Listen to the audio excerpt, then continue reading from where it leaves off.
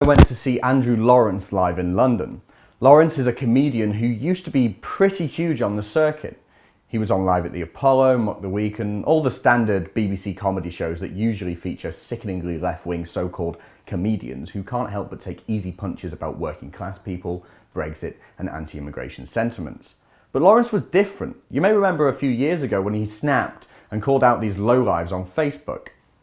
In his Facebook post, he said that he can't help but notice increasingly a lot of political comedians cracking cheap and easy gags about UKIP to the extent that it's got hack, boring and lazy very quickly. He went on to say that there is a deeply ingrained militant liberal politics at every level of the BBC, despite the fact that it's taxpayer funded and supposed to be neutral. It's a biased organisation, and the only sorts of political comedians that are welcome within its corridors are those that reflect its values. And for all those that claim he's wrong about the BBC, how then do they explain the fact that ever since his public condemnation of the cheap shots made at UKIP and his explanation of how he understands why people voted UKIP meant that he never appeared on the BBC ever again? In fact, Lawrence has been totally outcast from the TV comedy community.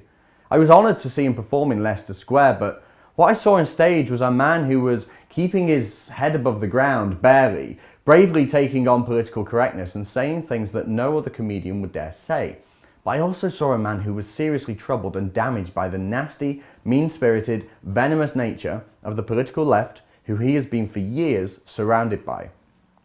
His jokes about being kicked off the TV, doing gigs in back rooms of pubs and never quite filling a room made me really respect the guy actually. He's still making people laugh, he's still following his passion, and he won't kowtow to the backlash he received from his co-workers and from the perpetually offended all over the country, many of whom actually turned up to his gigs only to make a scene and walk out halfway through.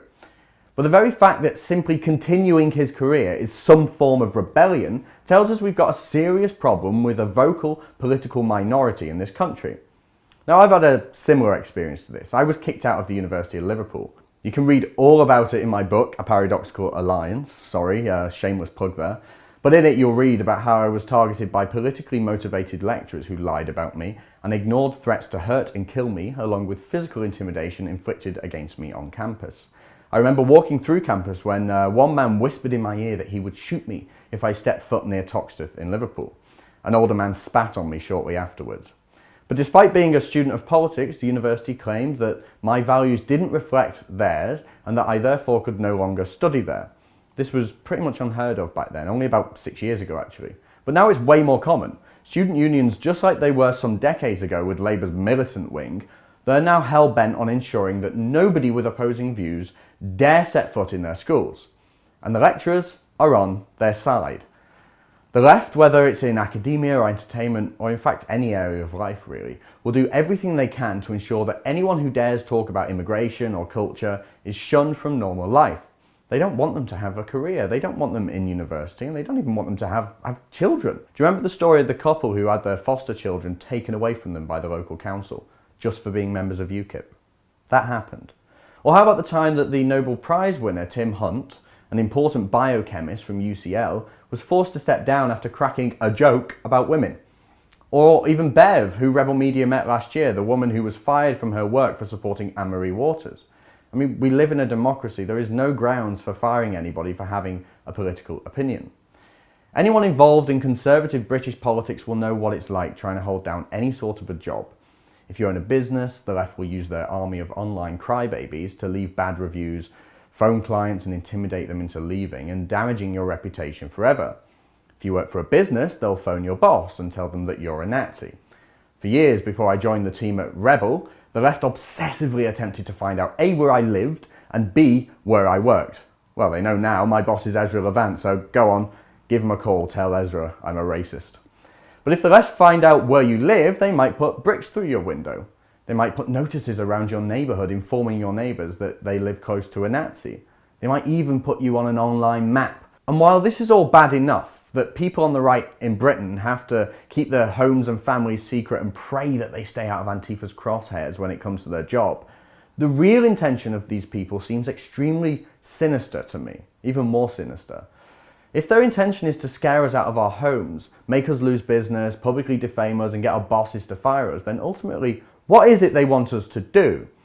It's not like their intention is to stop people like us from just holding positions of power.